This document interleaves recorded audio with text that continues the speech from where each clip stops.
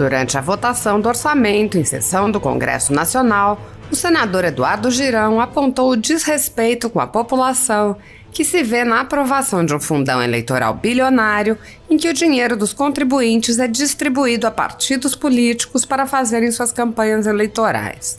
O senador disse: "Eu não consigo engolir que a gente vai aumentar em 190% o fundão eleitoral, enquanto o salário mínimo vai ser de 10% de aumento, sem falar nas emendas de relator, sem falar em 16 bilhões que a gente não sabe para onde vai, com quem está definido, quais os critérios."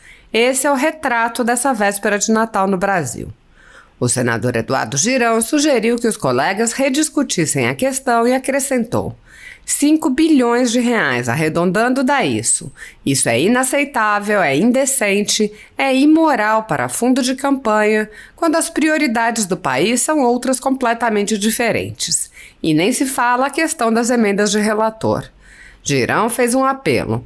O Brasil está precisando de uma resposta do Senado. Agora é só o Senado que pode fazer alguma coisa.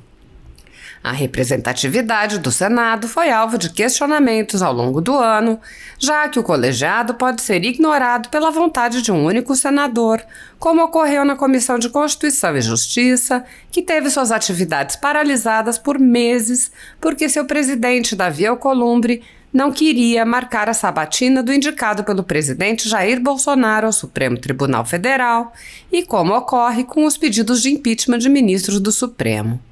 Embora a apreciação dos pedidos seja responsabilidade do Senado Federal, os presidentes vêm impedindo qualquer apreciação pelo colegiado, empilhando os pedidos em suas gavetas. Sem controle externo, alguns ministros do Supremo agem ao arrepio da Constituição. Em inquéritos secretos, o ministro Alexandre de Moraes, por exemplo, promove uma perseguição a adversários políticos. Em um desses inquéritos, a Folha Política teve sua sede invadida e todos os seus equipamentos apreendidos. O inquérito foi arquivado por falta de indícios de crimes, mas os dados sigilosos foram compartilhados com outros inquéritos e com a CPI da pandemia, que compartilha dados sigilosos com a velha imprensa. Mais recentemente, o ministro Luiz Felipe Salomão, ex-corregedor do Tribunal Superior Eleitoral, confiscou toda a renda da Folha Política e de outros sites e canais conservadores para impedir a atividade do jornalismo conservador independente. A decisão teve o aplauso e respaldo do ministro Luiz Roberto Barroso, do STF e do TSE. Se você apoia o trabalho da Folha Política e pode ajudar a impedir o fechamento do jornal, doe qualquer valor através do Pix, utilizando o QR Code que está visível na tela ou o código ajude@folhapolitica.org. Caso não utilize Pix, há a opção de transferência bancária para a conta da empresa Raposo Fernandes, disponível na descrição deste vídeo e no comentário fixado no topo. Há quase 10 anos, a Folha Política vem mostrando os fatos da política brasileira e dando voz a pessoas que o cartel midiático quer calar. pix@folhapolitica.org. Assista.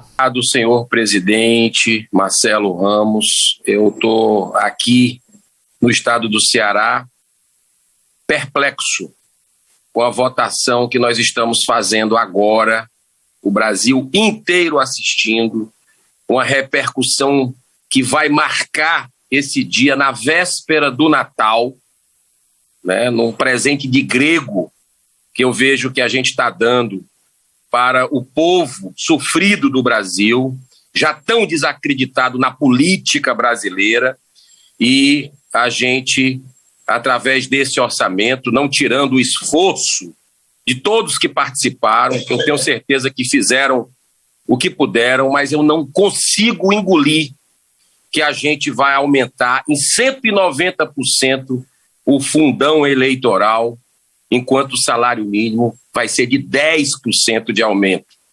Sem falar nas emendas de relator, sem falar em 16 bilhões de reais, que a gente não sabe para onde vai, com quem está definido, quais os critérios.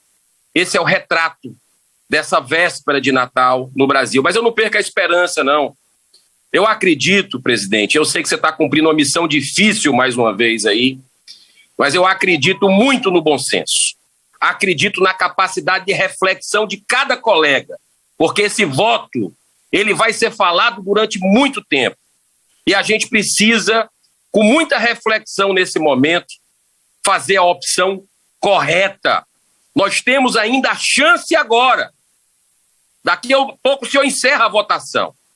Mas nós temos a chance de derrotar esse orçamento, de começar de novo, de fazer as mudanças necessárias, com sensibilidade, de verdade, com o povo brasileiro. 5 bilhões de reais, arredondando daí isso, é inaceitável, é indecente, é imoral para fundo de campanha, quando as prioridades do país são outras completamente diferentes. E nem se fala a questão das emendas de relator. O Brasil está precisando de uma resposta do Senado. Agora é só o Senado que pode fazer alguma coisa.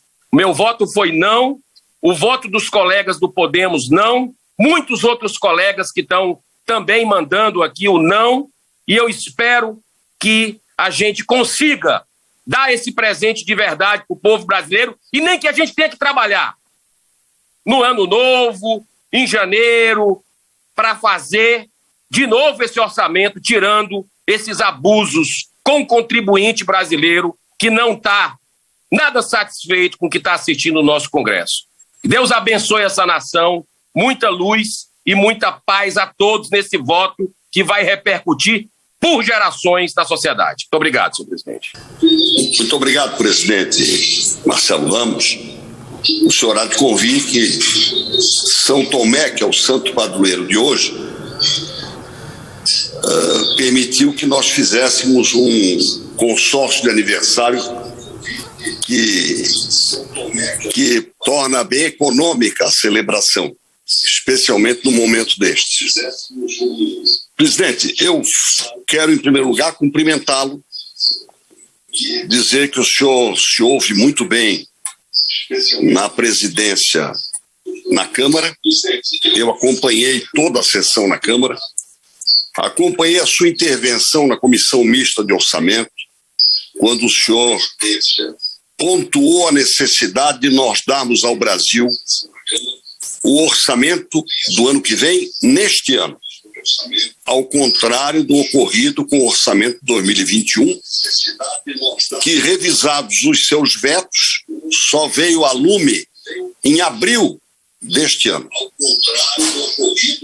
E isso é um grande desserviço ao país, especialmente no momento de pandemia. Quanto às observações feitas, eu acho que o orçamento tem coisas boas, e me vale das palavras do senador Isalci para fortalecer especialmente as questões relacionadas à educação, tecnologia e saúde. E é um orçamento de saída. É assim que eu vejo. É um orçamento de saída da pandemia. Portanto, ele sai com os defeitos que a pandemia agravou e com as fragilidades que ela mostrou. Ontem eu fiz 2 intervenções a respeito da necessidade de haver redução nos recursos do fundo eleitoral. Acho que, em parte, a Comissão Mista de Orçamento deu a sua contribuição e não pretendo reforçar o que eu já tinha dito e é a minha convicção também. Mas quero falar, nesse termo final, sobre a questão das emendas do relator. O senador Marcelo Castro já nos ilustrou bastante. O deputado Hugo Leal, que fez um trabalho extraordinário, solicitou a institucionalização de um comitê que assessore e acompanhe os trabalhos do relator geral. E eu pretendo apresentar, no começo de fevereiro, um projeto, não sei se de lei ou de emenda constitucional, dizendo o seguinte: tudo que exceder a 1% do valor das dotações de aplicação discricionária deve engrossar os recursos das emendas de bancada estadual, ou seja, de bancadas federais dos estados, emenda constitucional número 100, ou emendas individuais. Ou seja, isso reduziria os 16 bilhões e meio já neste ano de 2022, se nós aprovarmos, se nos entendermos, portanto, isso seria reduzido, digamos, para 2 bilhões, que são as emendas normais para retificações pontuais.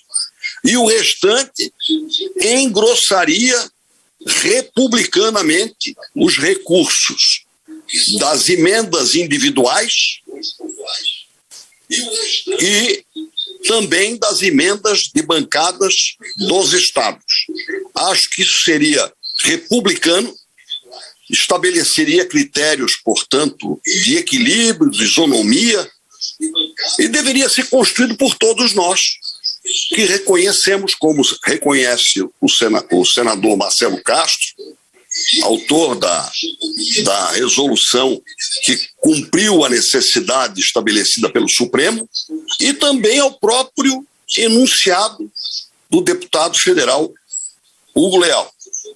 Finalmente, 15 quero segundos. me congratular com a senadora Rose de Freitas, que foi uma mulher capaz de impor serenidade e equilíbrio na condução dos trabalhos, e me congratular com todos os relatores, especialmente com o meu prezado amigo.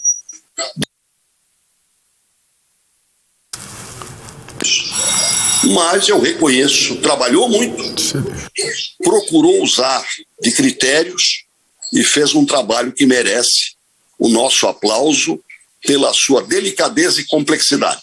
Muito obrigado a Vossa Excelência, meus cumprimentos. O senhor foi firme na CMO, foi firme na Câmara dos Deputados, sem deixar de ser respeitoso com os seus pares, e está mais uma vez se havendo muito bem na condução dos trabalhos aqui no Senado. Um Feliz Natal para todos e um grande ano de 2022. Muito obrigado.